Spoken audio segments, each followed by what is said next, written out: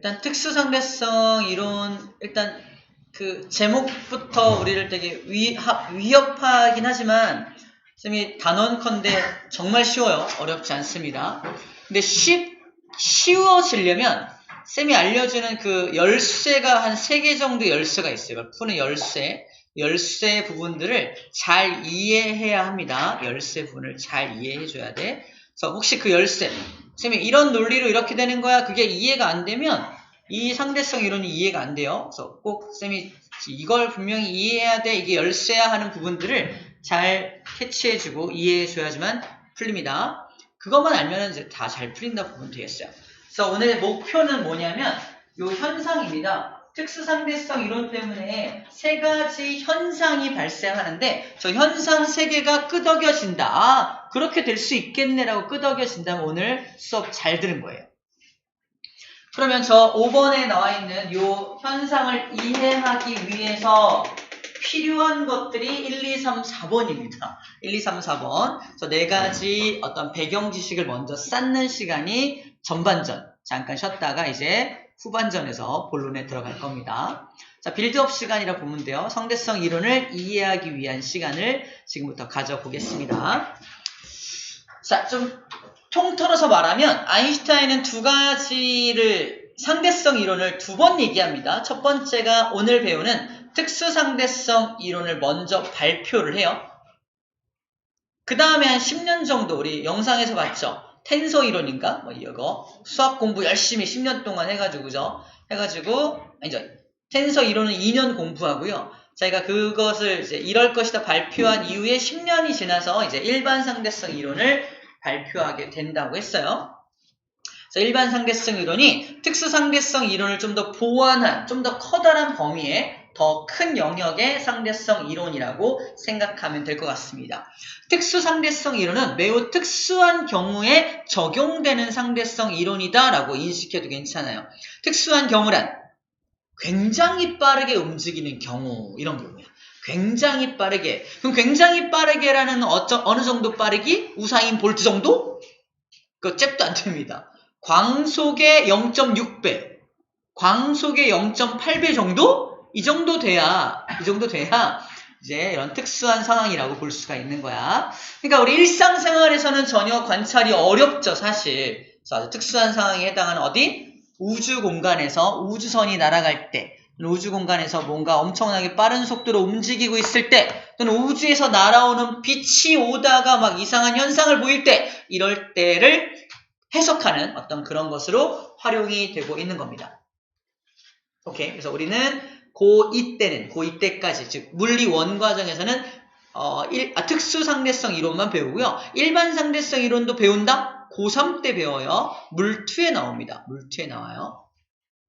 굉장히 좋은 선생님을 만나서 재미있게 배우기를 바랍니다. 그래서 일반 상대성 이론까지 공부가 딱 끝나면 인터스텔라가 그렇게 재밌어요. 인터스텔라 본 사람 있어요? 알고 봤나요?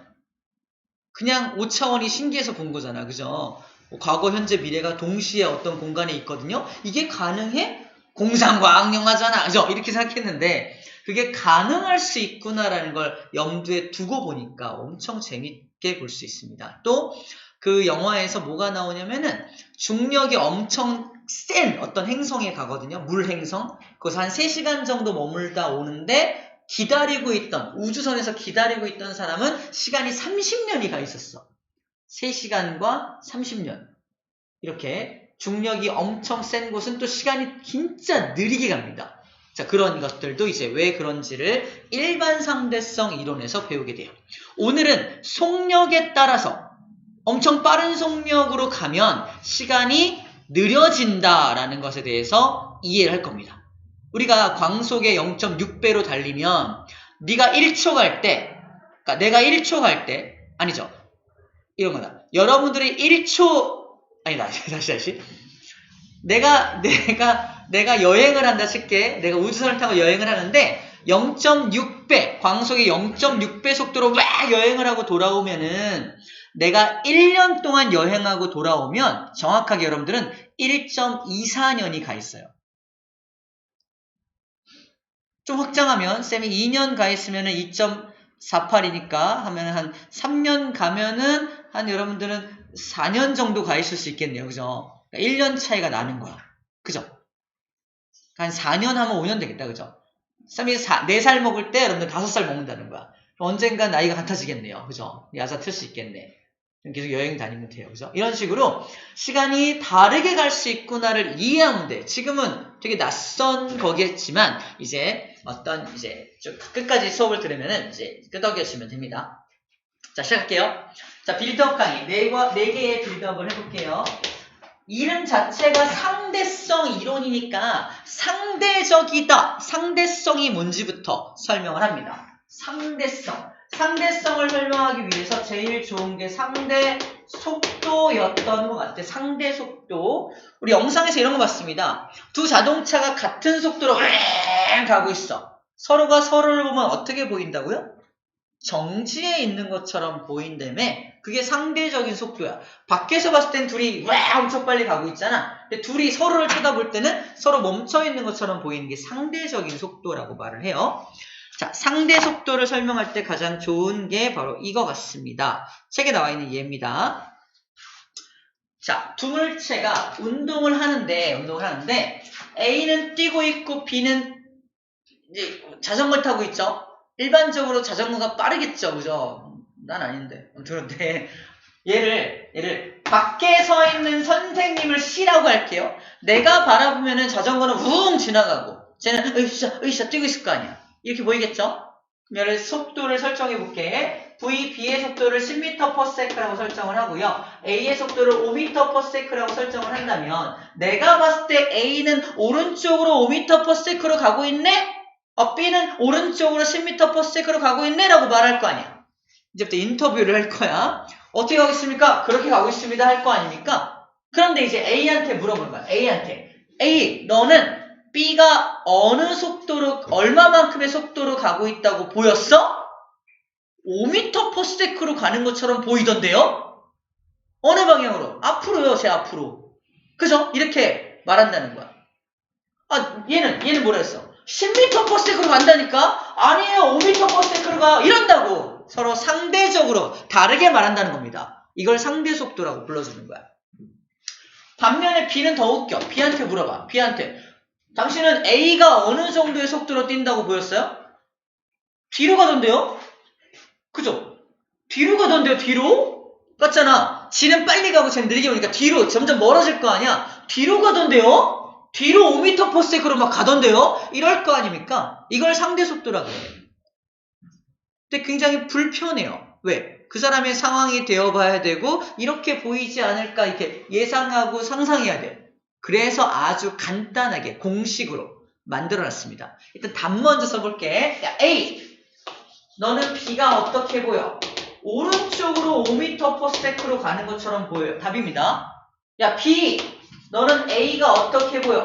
반대 방향으로 5m/s로 가는 것처럼 보여요. 속도는 방향성이 있으니까 오른쪽을 플러스로 설정을 해본 거고요.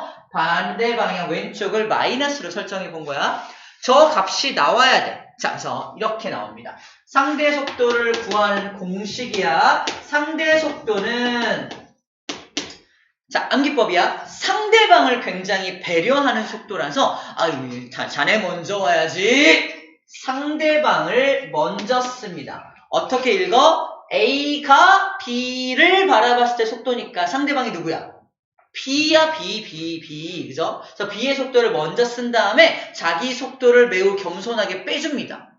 이게 공식이야. 이렇게 빼줍니다. 넣어볼게. A가 B를 바라보는 속도는 먼저 B의 속도 얼마? 오른쪽 10이죠. 플러스 10. 단위 생략할게요. 빼기. 내 속도 얼마야? 플러스 5네요. 빼면 어떻게 되죠? 플러스 5 나오네요. 맞네. 이렇게 나오네요.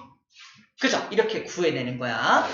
자, 해보자. 그럼 B가 A를 바라봤을 때 속도는 어떻게 되나요? 상대방이 누구야? A죠? A 속도에서 B의 속도를 빼면 됩니다. A 속도 얼마인데? 플러스 5지. 그래서 뺀다. 누구 속도? 내 속도 얼마인데? 플러스 10이잖아요. 그죠? 자, 얼마 나온다? 마이너스 5m/s가 나옵니다. 이렇게 상대속도 공식을 이용해서 간단하게 숫자를 딱 보고서 A가 B를 봤을 때는 오른쪽으로 가는 것처럼 보이겠네. B가 A를 봤을 때는 왼쪽으로 5m/s로 가는 것처럼 보이겠네. 라는 것을 숫자로 딱 파악할 수 있다는 겁니다. 상대적이다라는 개념을 설명하기 위해서 상대속도를 끌고 온 것뿐입니다. 오케이, 1번 됐어요. 자, 두 번째 얘기를 할게요. 자, 두 번째 얘기는 바로 이겁니다.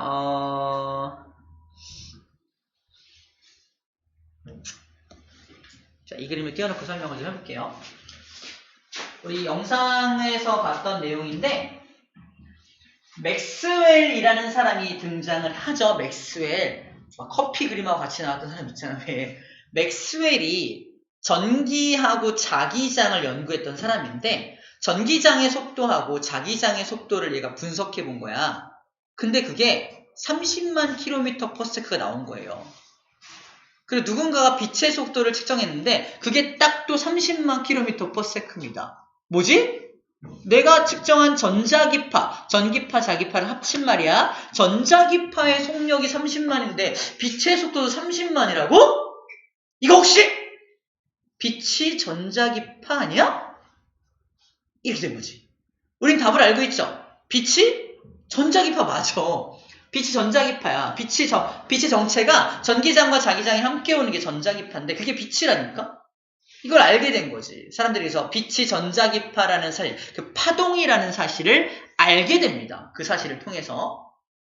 근데 맥스웰이 그걸 이용해서 전자기파 방정식을 만들었는데 그게 그 유명한 맥스웰 방정식인데 쌤 옛날에 연세대학교 대학원에 원서를 놓고 대학원에 가겠다며 처음으로 받았던 질문이 맥스웰 방정식에 대해서 서술해 보라는 게 처음 이제 질문이었어. 쌤 뭐라 그랬을까? 다른 거 물어보시면 안 돼요? 미안해. 아무튼 잘 몰랐었어. 쌤은 중고등과학 열심히 하고 갔는데 이제 대학에서 맥스웰 방정식은 우리가 고등과정에서 안 배우거든요. 그래서 대학과정에서 배우는 건데 그걸 알고 있는지를 물어보더라고요. 쌤은 생명과학과 화학과 출신이기 때문에 전혀 뭐지? 커피인가? 이러고 갔단 말이야. 그래서 대답을 못했던 기억이 나네요. 매우 창피한 일인데 벌써 몇 년 전이야? 거의 한 10년 전 얘기 같아요. 한 8년 전? 그때 젊은 혈기에 연대 정도는 나와야지 이러면서 연대 대학원에 원서를 냈다가 안 갔던 기억이 있어요. 그래요. 그만 얘기해야지. 자, 아무튼 다음 얘기야. 하여튼 맥스웰 방정식 굉장히 유명한 방정식입니다. 그걸 물어봤어. 근데 중요한 건 빛은 전자기파라는 거야. 빛은 전자기파라는 겁니다. 파가 뭐지? 파가? 파동. 전기장과 자기장의 파동입니다. 우리가 알고 있는 모든 파동은 전달되려면 매질이 필요해. 근데 알고 보니까 빛도 파동이래. 그럼 빛을 전달하는 매질도 존재하겠네. 매질 없이는 파동이 전달될 수가 없죠. 쌤이 여러분들한테 파동을 하나 주고 있다. 어떤 파동을 주고 있죠? 음파라는 파동을 주고 있잖아. 들리나요? 만약 공기가 없다면, 공기가 매질이거든? 공기라는 매질이 없다면 이렇다고요. 이해돼요? 매질이 없으면 파동이 전달될 수가 없어. 마찬가지로 전자기파가 파동이라면 매질 없이는 전달될 수 없다라는 고정관념을 가지고 아직 발견된 적이 없어. 빛을 전달하는 매질은 발견한 적이 없거든. 그래서 그거를 가상의 매질, 에테르. 빛을 전달하는 매질을 에테르라고 이름을 붙여놓고 에테르를 발견하기 위해서 난리를 폈단 말입니다. 에테르가 어딨지? 우주 공간에도 에테르가 있어야 돼. 왜? 태양에서 지구로 빛이 오잖아. 진공 상태에도 에테르는 있어야 돼. 그죠? 에테르를 발견하려고 난리 쳤단 말이야. 그 에테르를 발견하기 위한 실험이 바로 마이컬슨 몰리의 실험입니다. 실험 장치는 요딴 실험 장치예요. 요 실험 장치. 마이클슨 몰리의 거울, 반거울 실험 장치인데 결론부터 말하면 이거 성공했다, 실패했다? 실패했다. 가장 위대한 실패라고 영상이 나왔어요. 위대한 실패했어요. 실패하는 바람에 에테르는 없구나라는 결론이 나게 되는 건데 자, 이렇게 결정합니다. 만약에 세상에 에테르가 존재한다면 에테르라는 녀석도 공기랑 마찬가지로 흐름이라는 게 있을 것이다라는 거야. 그래서 우주 공간에 에테르가 이렇게 흘러가고 있다면 빛이 막 여기저기로 가잖아요. 빛의 방향은 막 되게 여러 방향이잖아. 자, 그래서 에테르와 같은 방향으로 빛이 진행한다면 빛은 빠르게 갈 것이고요. 그 다음에 에테르와 반대 방향으로 빛이 가고 있다면 에테르의 흐름 때문에 느려질 거라고 예상했던 거야.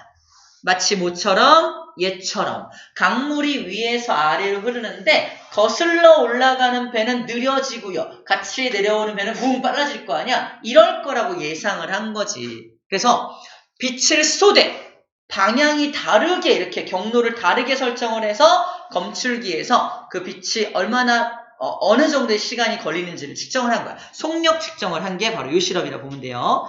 실험 장치를 볼게. 봐봐. 광원에서 한 줄기의 빛을 쏴요. 하나의 사건이야. 하나의 빛을 빵 쏘면은 처음에 닿는 거울이 반거울이다. 반거울이 뭐냐면 반만 거울이야. 반은 거울이면 반은 뭐겠어? 유리야, 유리. 유리는 통과하잖아. 통과한 빛이 1-, 반사된 빛이 1입니다. 그냥 빛이 반으로 갈라져서, 반씩 갈라져서 에너지를 반 나눠가지고 하나는 통과한 거고 하나는 반사된 거야. 그죠? 경로를 다르게 만든 겁니다. 그럼 1번, 1-로 간 빛은 여기 거울에 부딪혀서 2-를 거쳐서 3-를 통해서 빛검출기로 들어오게 될 거야. 이 시간을 측정한 땅땅땅 이 시간을 측정한 거고 반사되어서 1번으로 간 빛은 거울에 부딪혀서 2번 경로를 따라서 3번 경로를 따라서 빛검출기에 도착하게 될 겁니다. 그 시간이 같은지 다른지를 측정한 거야. 둘이 경로가 분명히 다르죠. 얘는 이렇게 온 거고 얘는 이렇게 온 거니까 만약에 에테르가 이런 방향으로 흐르고 있다면 얘는 빨라지거나 느려지거나 하겠네요. 얘는 옆으로 수직이니까 경로에 어떤 영향을 받지 않을 거고 그렇다면은 둘의 경로가 다르니까 속력이 달라지겠죠? 근데 결과는 어땠다? 동시에 도착한 거야. 이상하다. 좀 돌려봐. 돌려서 또 실험. 또 똑같아. 에테르 흐름이 이럴수 또 돌려. 계속 돌려가면서 실험을 해도 실험 결과는 항상 같았어. 무슨 말이야? 에테르 없는 거 아니야? 에테르가 있다면 이럴 수가 없는데 이 실험 망했어. 꽝! 에테르 없나 봐. 이렇게 했더니 결론이야. 에테르는 존재하지 않는다는 게 결론이야. 그때 드디어 아인슈타인이 딱 일어난다. 됐다. 드디어 됐어. 이제 상대성 이론을 발표할 때가 됐군. 이런 거예요. 왜였을까? 상대성 이론을 발표하려고 했는데 하나가 딱 걸려. 걔 때문에 상대성 이론이 성립이 안 돼. 빛의 속도가 일정해야 돼. 빛의 속도가 일정하다는 전제를 깔고 있어야 상대성 이론이 성립이 돼요. 근데 에테르가 존재하면 빛은 그때그때 속력이 다를 수 있잖아. 근데 마이클슨 몰리가 뭘 증명해 준 거야? 이 위대한 실패를 통해서 에테르 없어. 빛의 속력 다 일정해. 라고 해준 거란 말이야. 완전 땡큐지. 그래서 그때 이제 아인슈타인이 자기 상대성 이론을 발표할 수 있었다라는 겁니다. 그게 바로 마이클슨 몰리 실험의 그 업적이랄까? 실패한 게 오히려 되게 위대한 어떤 발표를 할 수 있게 도와주었다라고 생각하면 됩니다. 오케이, 여기까지가 2번에 대한 내용입니다. 에테르가 존재하지 않는다는 것을 검증했다라고 되어 있습니다. 나중에 쭉 한번 읽어보세요. 오케이. 자, 4개 중에 세 번째 들어갑니다. 좌표계.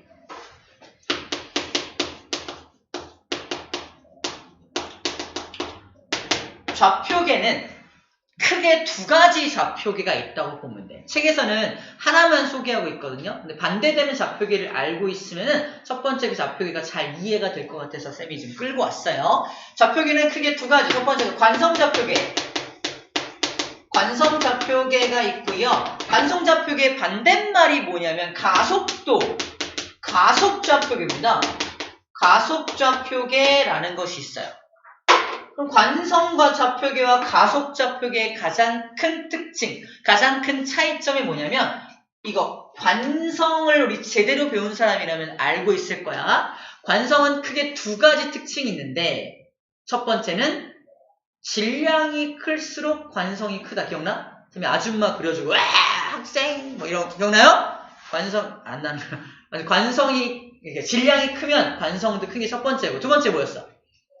힘이 작용하지 않는 물체에게만 관성이 작용됩니다.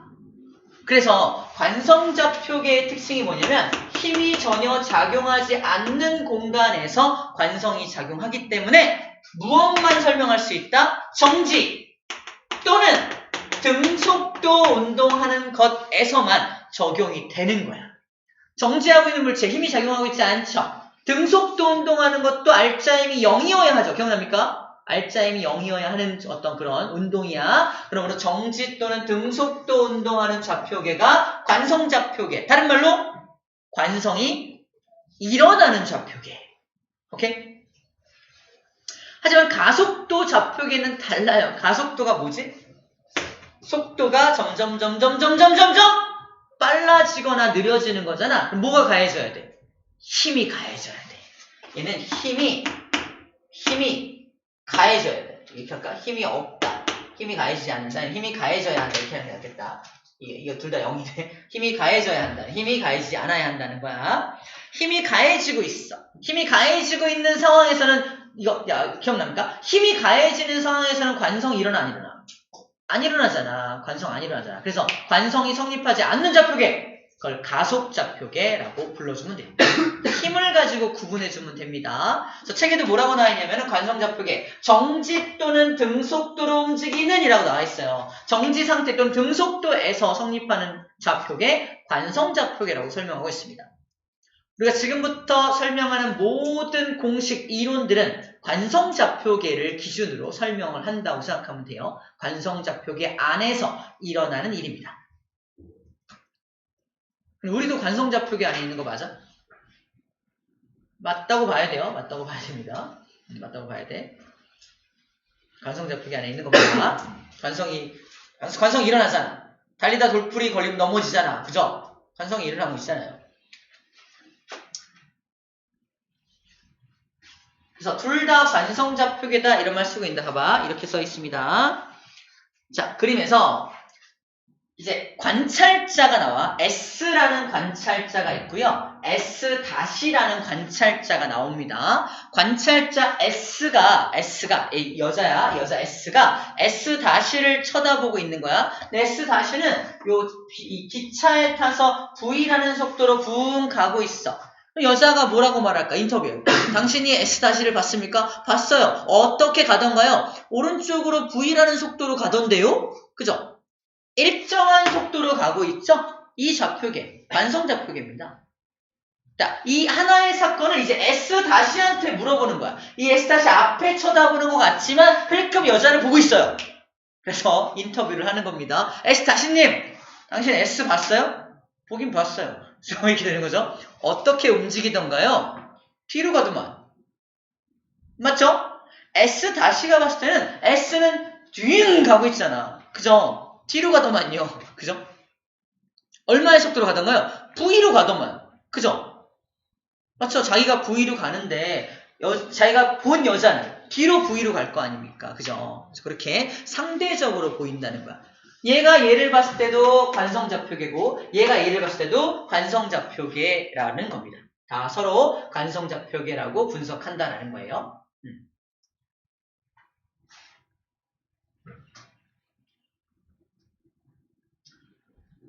그래서 이 말이 이해가 될지 모르겠는데 그러면 봐봐. 우리가 지구에 타서 자전거 공전하는 거 알아요? 몰라요? 우리 자전 공전하고 있는 거 알아요? 지구가? 이건 알아야지. 제발 알아야지. 이건 알아야죠. 우리 지구가 자전거 공전하고 있잖아. 하지만 여러분들은 그 자전거 공전을 하는 지구에 타고 있죠? 하지만 그걸 느껴 못 느껴? 못 느껴. 마찬가지야. S가 자기가 정지하고 있잖아. 우리가 봤을 때. 근데 S-도 자기는 의자에 앉아서 정지하고 있다고 인식하고 있습니다. 자기가 움직이는 걸 인식하지 못하는 거야. 근데 S-가 봤을 때는 S가 움직이죠. 제가 움직이네 라고 말한다고. S가 볼 때는요. 무슨 지가 움직였으면서 이럴 거 아니야. 둘이 싸운다고요. 이게 무슨 말이야? 이런 관성자표기 안에서는 서로가 서로를 봤을 때 누가 정지하고 있는지 누가 움직이는지 실질적으로 알 수가 없다는 겁니다. 관찰자들한테 물어봐서는. 그죠? 그 얘기가 여기 써 있는 거야. 정지 상태와 등속도 운동 상태는 본질적으로 구분할 수 없다. 이 말이 그 말이에요. 이해됩니까? 우리가 움직이는 걸 인식하지 못하기 때문에 이걸 전제로 깔고 있어야 이해가 되는 텍스트입니다. 이해됐습니까? 자, 여기까지가 일단 좌표계에 대한 간단한 설명이야. 좌표계입니다. 한 개 남았네요. 자, 특수상대성 이론의 두 가지 가정에 대해서 얘기를 하겠습니다. 특수상대성 이론의 가정. 이거 시험 문제 나옵니다. 두 가지 가정이 나오는데 첫 번째 가정이 잘 들어. 상대성 이론을 설명하기 위한 가정 첫 번째가 상대성 원리예요. 말장난 같지만 상대성 이론을 검증하기 위해서 필요한 첫 번째 가정이 상대성 원리입니다.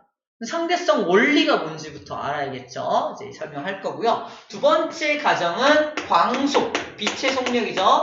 변함이 없다. 불변의 원리입니다.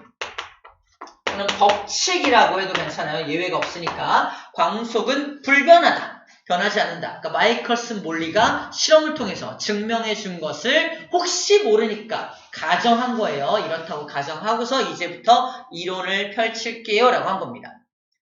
자, 이거는 이제 금방 나올 텐데 이거는 왜 필요하냐부터 설명할게.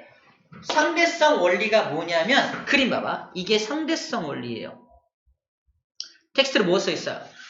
모든 관성계에서 물리법칙은 동일하게 성립한다. 이게 상대성 원리래요. 당연한 거 아닌가? 그죠? 어떤 관성계에서 물리법칙이라며. 물리법칙이니까 다 동일하게 작용해야 되는 거 아니야? 너무 당연한 거 아니야? 라고 할 수 있지만 내가 아인슈타인이고 여러분들이 과학자들이야. 이제 말도 안 되는 이론을 펼칠 거야. 그동안 뉴턴의 이론은 틀렸습니다. 시간도 상대적이고 길이도 거리도 다 상대적입니다. 절대적이 아닙니다. 야 증명해봐. 뭔 소리야. 말도 안 돼. 그동안 우리 그렇게 믿고 살았는데 제가 지금부터 설명하겠습니다. 설명을 막 하는데 거기 나오는 공식들이 뭐야? 피타고라스 정리를 이용을 해요. 야! 너 지금 광속 0.6시, 0.8시로 달리는 그 엄청나게 빨리 달리는 걔네들한테 어떻게 피타고라스 정리를 적용할 수 있어? 그러면 문제가 커져요. 증명할 수가 없잖아. 특수한 상황이더라도 그 법칙을 적용할 수 있다는 전제가 필요했던 거야. 이해돼요? 특수한 상황에서도 우리가 모두 알고 있는 그 공식으로 설명할 수 있어요. 설명해볼게요. 그 얘기하고 있는 겁니다. 이해돼요? 특수한 상황이든 그렇지 않은 상황, 일반적인 상황이든 모든 관성계라면, 같은 관성계라면 물리법칙을 동일하게 씁시다. 그래야 제가 설명하는 걸 이해하실 수 있을 거예요. 오케이? 그래서 상대성 원리를 먼저 가정으로 깔았다라고 보면 되겠습니다. 알겠죠? 자, 그래서 예를 들어서 이런 거야. 자, 지금 이거는 관찰자 입장에서 쳐다보는 거야. 이 트럭에 타고 있는 관찰자 입장이야. 우린 전지적 입장에서 사실은 이 트럭 움직이고 있는 거다. 근데 이 트럭에 타고 있는 사람이 손에 공을 들고 있는데 위로 던져. 받았어.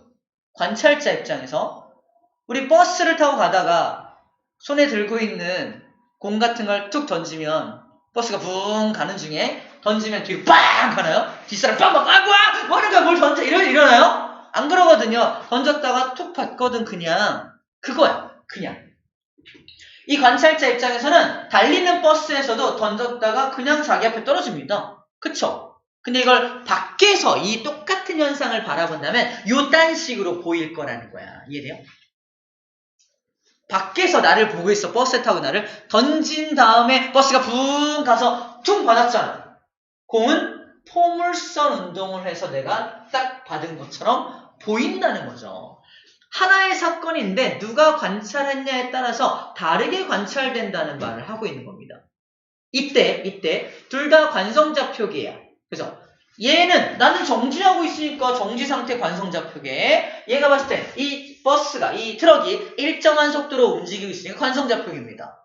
그때 얘한테 물어봐. 당신이 던진 공은 왜 밑으로 떨어지나요? 중력 때문이죠. 중력 어떻게 구하죠? mg요. mg. 이렇게 구하죠. 이 밖에 있는 관찰자한테 당신이 본 공은 어떻게 움직였나요? 요딴 식으로요. 얘는 그럼 올라가다 왜 떨어지나요? 중력 때문이에요. 중력 어떻게 구하죠? MA요. MG요. 같은 물리 법칙으로 이 현상을 설명한다고요. 그 얘기야. 동일한 관성좌표계라면 어떤 하나의 사건을 설명할 때 같은 물리 법칙으로 설명할 수밖에 없다는 겁니다. 보이기에는 다르게 보이지만 같은 물리 법칙으로 설명한다. 이게 상대성 원리라고.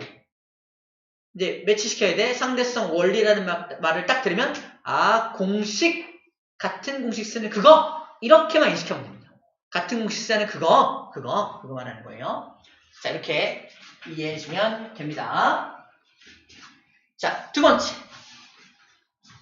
이거 보기 앞서서 이거 할게요. 우리 맨 앞에 우리 이거 봐봐. 이 그림인데 얘가 누구냐? 슈퍼맨과 달팽이죠. 얘는 달팽이고요. 얘는 슈퍼맨이거든요. 옆에 빛이 후앙 지나가고 있는 거야. 빛의 속력은 30만 km/s로 갑니다. 진공 기준으로. 그때 달팽이가 빛을 바라보면 몇 km/s로 가는 것처럼 보이냐? 써있죠? 나 30만 km로 가는 것처럼 보여. 너는 어떻게 보여? 얘는 지금 어마어마한 속도로 달리고 있는 슈퍼맨이에요. 슈퍼맨은 얼마의 속도로 달릴 수 있냐면 슈퍼맨도 빛의 속력으로 갈 수 있게 설정되어 있습니다. 슈퍼맨 옛날에 나왔던 드라마인데 드라마란다. 영화인데 한번 보세요.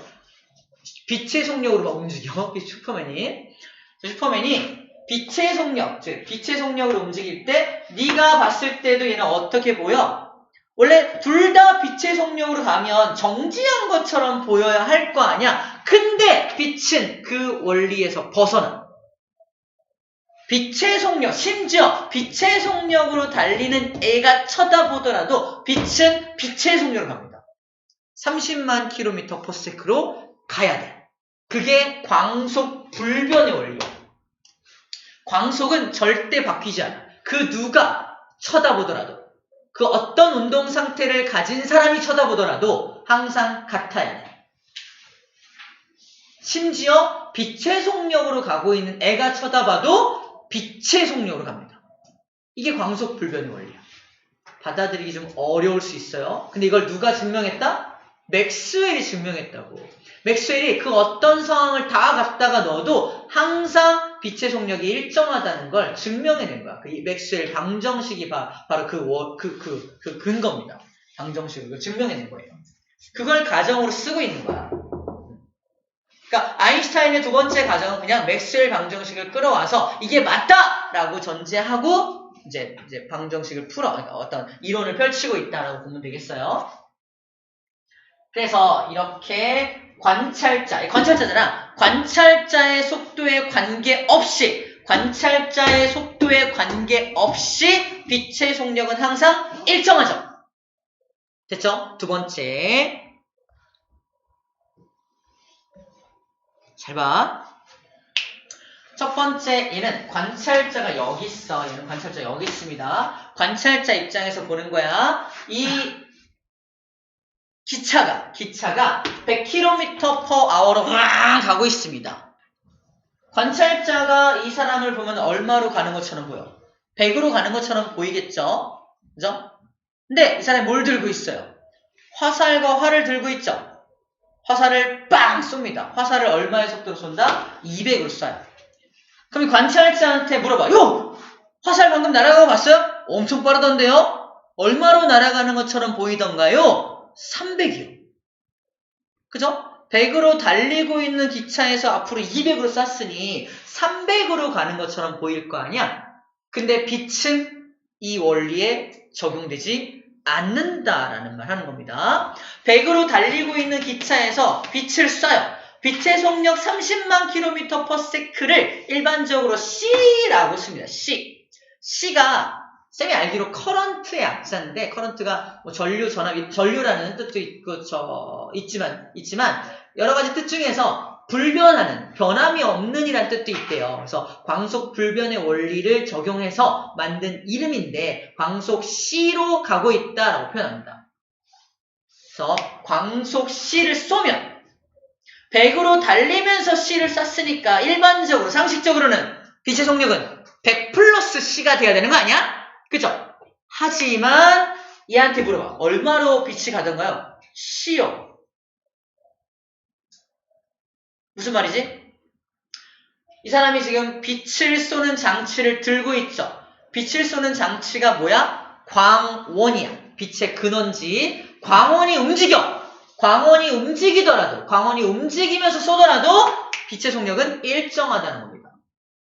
정리하면 이래요. 정리하면 빛은 광원의 속도 또는 관찰자의 속도, 아까 슈퍼맨, 광원의 속도 또는 관찰자의 속도에 관계없이, 아무것도 관계없이 항상 일정하다. 이해요? 그게 광속 불변의 원리입니다. 그냥 이제 우리 어떻게 인식하면 돼? 안 변해. 똑같아. 그 어떤 상황에서도 똑같아. 여기서 하나의 맹점이 나타나, 맹점. 이렇게 알면은, 아, 빛의 속력은 무조건 똑같은가 보다 하면은 또 뭐가 틀리냐면은, 자, 우리 너무 당연한 걸 틀려. 예를 들어서, 진공에서 30만 km/s로 오던 빛이 공기를 만나면 어떻게 돼요? 느려져요. 그래서 굴절되잖아. 그죠? 또 공기를 오던 빛이 물을 만나면 어떻게 돼요? 더 느려져요. 그래서 더 느려지니까 꺾이잖아. 굴절되잖아. 이거 우리 알고 있거든요? 근데, 야, 진공이든, 공기든, 물이든, 다 똑같아, 다 C야. 이러면 돼, 안 돼? 이러면 또 안 된다고. 매질에 따라서는 달라져요. 근데 같은 매질이고 같은 온도라면, 속력은 변함이 없다는 얘기를 하는 겁니다. 이해됩니까? 그거 잘 구분해줘야 돼. 무조건 이러면 안 돼. 광속 불변의 원리였습니다. 자, 그러면 정리하면 이렇습니다. 마지막 113쪽 밑에 나와 있는 건 뭐냐면, 그래서 특수상대성 이론이 뭐냐면, 이 상대성 원리하고 광속 불변의 원리를 바탕으로 하여 관성계에서 관찰자의 상대 속도에 따라 시간과 길이, 질량들의 물리량이 어떻게 달라지는지를 설명하는 법칙이다 라고 하고 있는데, 뭐라고 말하는 거야? 상대적이다. 그동안 우리가 절대적이라고 믿고 있던 시간, 절대적이라고 믿고 있던 길이, 절대적이라고 믿고 있던 질량마저도 속도에 따라서 달라질 수 있어를 설명하는 이론이 상대성 이론이다라는 얘기를 하고 있는 겁니다. 자, 문제 풀어볼게요.